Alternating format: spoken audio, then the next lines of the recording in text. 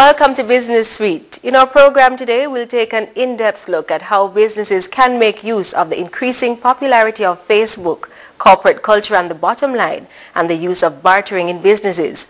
Also, we'll have the entire interview with Jean Laurichin of Procom in our segment Leadership Conversations. Stay with us. We'll be right back.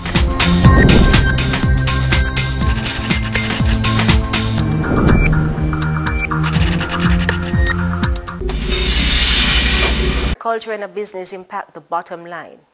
In our management feature, we spoke to Francis Wade, President and CEO of Framework Consulting, to find out the implications of certain corporate practices on a business.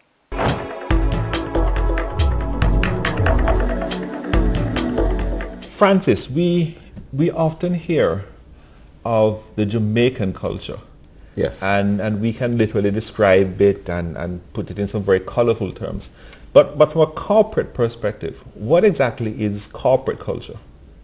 Well, corporate culture is, when it's not defined as something distinct or something separate, tends to be the same as Jamaican culture. Mm-hmm. So that means that it carries with it all of the good points and the bad points, the historical weaknesses that Jamaican culture might have. Mm-hmm.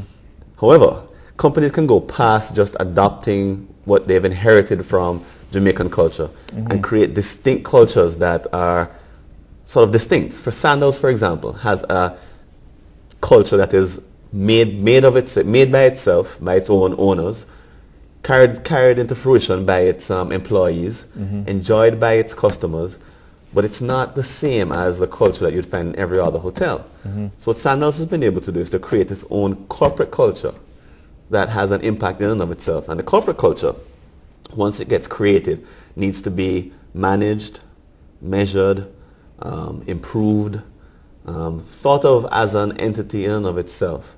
So it's not the same as Jamaican culture. But within a corporate context, the culture of a company is largely dictated and originates, I would think, from the founder, the person who leads the organization. Right. And so if that person comes to the organization with bad attitude, bad habits, right, more than likely one's going to see these manifested in the culture. Right. You sort of get an unconscious sort of culture that gets, if it's a family company, for example, many family-owned companies just adopt the culture that the family has. So there's a big daddy and a big mommy, and if there's kids and if there's relationships that are built in the family, those relationships transfer over into the company. But again, it's more unconscious sort of unthinking adaptation. So I don't think that the founder sits down and thinks, well, I want the same culture as I have in my family. No, but because they're not thinking about culture in sort of an explicit way, then they end up just taking on the culture of the family. So how do we differentiate between the culture and what we Jamaicans refer to as just bad attitude, bad habit, bad customer service, total lack of regard for your staff, your employees? How do we, or is it one and the same? Well, you could say it's one and the same. But when a company goes to create a culture, they look at specific behaviors, ways of thinking, values, specific conversations that they create so that they can embed them in every single one of the employees and every single one of the new employees.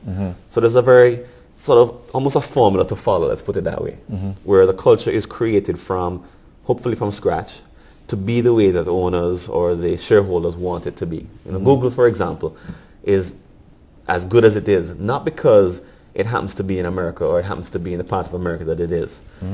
The founders of Google deliberately created a Google-like culture, separate and distinct from many of its neighbors. Non-conformist type of a jeans and t-shirt kind of thing. An environment that they My said, kind of life. That's your kind of life. My kind of life. But they've created an environment where the employees don't want to go home at the end of the day because work is so sweet. It doesn't feel like work. They created an employment where an environment where work feels like play. But you make a very important point, the whole issue of creating. Can you really create a culture? Absolutely. Separate and apart from the personality of the founder and the person leading the organization? No? Absolutely. I mean, if you look at football teams or cricket teams, the teams have different cultures depending on the captain, the players, the coach. You know, some teams are awful Everybody blames everybody else. No one takes responsibility, and a few people try to be try to show off and show everybody how good they are. Other teams work well together.